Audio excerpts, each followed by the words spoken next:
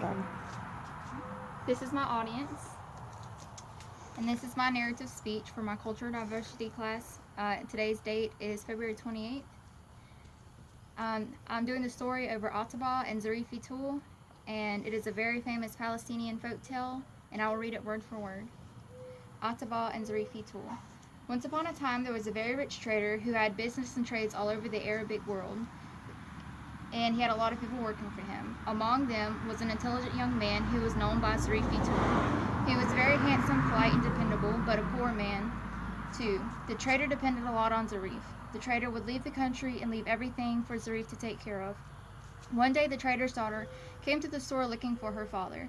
She wanted to tell him that a very important visitor sent a message with his servant notifying them that he will come over for an urgent reason.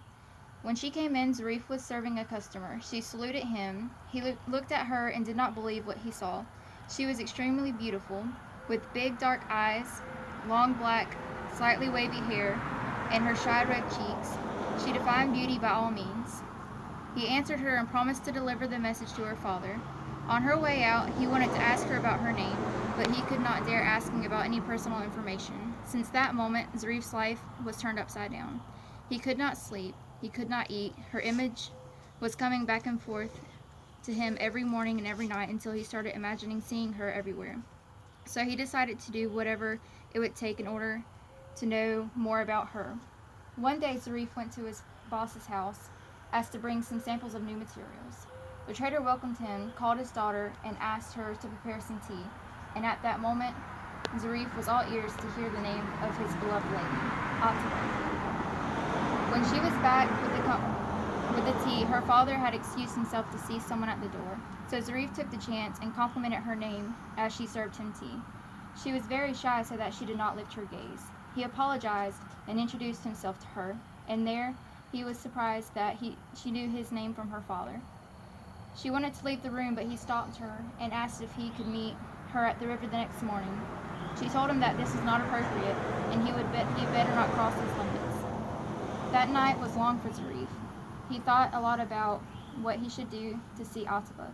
Finally, he decided to ask for her hand. So the next morning, he went to the store and waited for Ataba's father. When he came, Zarif asked for Ataba's hand, and the father was shocked. He refused Zarif's demand and told him that he cannot supply Ataba with the fine, high-quality things that she was used to having. Zarif told him that he could not, and Zarif told him that he could and that he would do whatever he asked him to do in order to prove that he wanted Ataba. After arguing for a long time, the father decided to give Ataba for Zarif if he would bring the best grapes in the country. So Zarif accepted the condition and started getting ready for his trip. On his way, he met Ataba and told her about his request and her father's conditions. She was very shy when she told him, and she knew that he could do it, and she would wait for him. He was very happy and decided not to come back alive if he could not get the grapes. So he went to Kahalo city where the best grapes were grown. He bought some with the little money that he had and started his way back. When he got to his city, he headed to Ataba's house and gave the grapes to her father. The father was disappointed. He did not think Zarif would survive the trip, so he decided to send the father to the city, to a farther city, Jaffa, to bring the best oranges. Zarif kept on going and coming back, every time bringing back what he asked for, but her father was not yet pleased. He traveled all around Palestine, using different ways of transportation, and met all kinds of people. On his way, he sang for Ataba in a sad theme, describing her and her smile, describing his love for her, and how he misses her. So all the people around Palestine knew him and his story with Ataba. They learned his song and repeated his words as a symbol of true love. His last trip was to Egypt. There he had a friend who held the position of a representative of the king. So Zarif went to him and told him about his story. The Mukhtar smiled and told him not to worry because he would come back with him and talk to Ataba's father, who was a very dear friend of his. Zarif was very happy, and on his way back, he could not wait to see Ataba. When they arrived to Palestine, they headed to Ataba's house. The father was very happy when he saw his old friend and asked him how he decided to come all his way from Egypt to pay this visit. The Mukhtar told him about his request and how he would guarantee Zarif to be the ideal man for Ataba. So the father finally agreed and announced preparations for his daughter's marriage. Ataba and Zarif's marriage was greatly celebrated. People from all over Palestine attended, and Zarif's friends were singing a song for Zarif, congratulating him and telling him the story in a very happy tone, accompanying the singing with the traditional dance, the Dabeka. Alright, are there any questions from the audience? Yes? How does it relate? Okay, so in analyzing the story, we will see the folktale carries basics of the Arabic morals and traditions, and specifically the Palestine culture.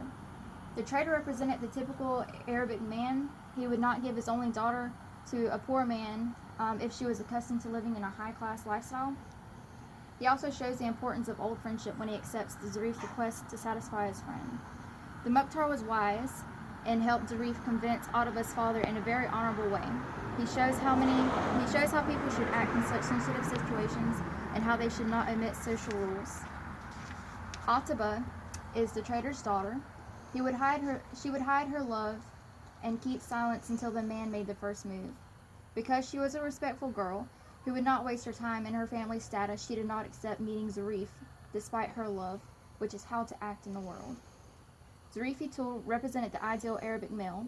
He was a courageous man who would do anything for love. He also knew how to please her father by settling a deal, knowing that a high-status family would not give their daughter easily for a poor young man if he did not have the main other qualifications such as intelligence, courage, force, and morals. He also relied on a trustworthy friend, which is the way most of the people get their requests fulfilled in the Arabic world, and this is how the world works. And the moral of the story is you must work for what you want, and patience and hope makes everything possible. The advantages of telling this story for children is to help them learn the big cities in Palestine, to know the agricultural resources and where their locations are, and to know the traditions and cultures. And the advantages of telling it to young men and women is to know the meaning of pure love, the importance of traditions, and the importance of good reputation. And in conclusion, I chose this folktale because of the fame and the message of pure love. I would like the audience to take away from this folktale the understanding of love and how hard work and dedication will pay off in the end. In the audience. Do we need to clap? No.